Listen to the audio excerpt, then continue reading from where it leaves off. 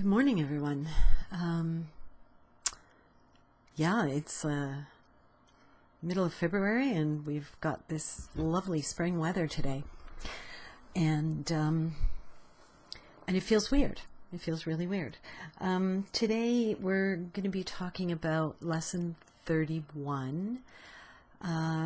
So we're going to address the whole idea of the victim, and I think this is a really important lesson in that I think we all sort of face the victim part of ourselves at some point in our lives, and it can manifest itself in many different ways.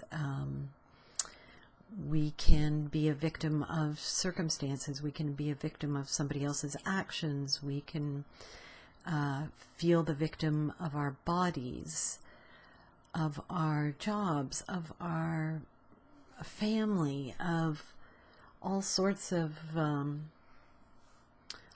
different things in our lives. So just have a look at it. And it's, the thing about the victim is it's not a pretty place. It's certainly not attractive when we're in that victim place. But oh gosh, do we love to go there? The ego just loves to go there and put us in that place of, the world is out to get you, and your body's out to get you, and your mind is out to get you, and there's always a huge long list of all the things that are happening to you. And I think we need to really shift that by looking at the fact that those things aren't happening to us. Those things are happening. It's our thoughts that create the idea that those things are happening to us. And so in the lesson so far, we've been really talking a lot about how our thoughts are meaningless, how we live in a meaningless world, and it's our thoughts that actually put the meaning on and judge what is happening in our lives. And so now we're working up to that place where we're understanding how that victim part of us is a creation of the ego and the thoughts that put us in a belief that the world is doing something to us. And when I say the world, this is all inclusive of other people, situations, our bodies, our minds, whatever it is. It's a big thing. It's a really big thing. And I think in this day and age with bullying and victims and how we really look at that and our perspective of it, I'm not saying bullying is a good thing. I'm not saying that attacking anybody who is in a weaker place is a loving thing to do. But I am saying that if someone is bullying or attacking, it's because they are in a place of lack. They are not seeing the loving presence that they are. They are not feeling the love that grows within us because there's too much stuff blocking them from feeling it, and they are calling out for love, and they do not know how to do it. And that's a simple explanation of what it's all about. So let's go ahead with today's lesson. Lesson 31, I am not the victim of the world I see. Today's idea is the introduction of your declaration of release. Again, the idea should be applied to both the world you see without and the world you see within. In applying the idea, we will use a form of practice which will be used more and more with changes as indicated.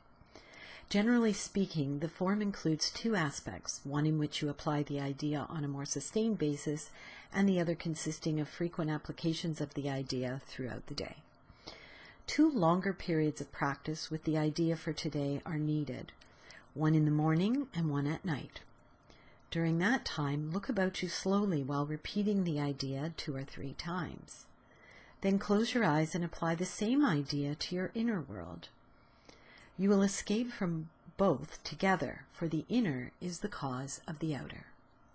So it's that whole idea that what's going on inside us is creating what we see in the world.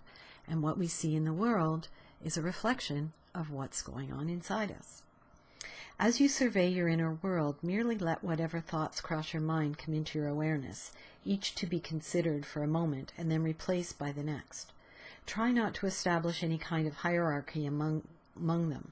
Watch them come and go dispassionately as possible. Do not dwell on any one in particular, but try to let the stream move on evenly and calmly, without any special investment on your part. As you sit and quietly watch your thoughts, repeat today's idea to yourself as often as you care to, but with no sense of hurry. So really try to let the whole process flow through you. Be open, soften into it. Try to let go of any push to achieve and complete the lesson as instructed. And just take your time with it. So do it at a time when you know you're not rushed. In addition, repeat the idea for today as often as possible during the day. Remind yourself that you are making a declaration of independence in the name of your own freedom. And in your freedom lies the freedom of the world. The idea for today is also a particularly useful one to use as a response to any form of temptation that may arise. It is a declaration that you will not yield to it and put yourself in bondage. So we tie ourselves down to suffering when we see ourselves as the victim. And so every time during the day that you think about it and that it comes to mind, the lesson, when you are in a state that says, oh, why is this happening to me? Or why am I feeling this way? Or whatever it is. Repeat today's lesson. I am not the victim of the world I see. Because that's a gentle reminder to step back and look at the world through your vision, not through the sight that has been based on your past experiences. So with fresh eyes, with a fresh, clean heart, and with beginner's mind. So good luck with today's lesson. Hope you all do well, and I will see you tomorrow for lesson 32. Have a great day, everyone.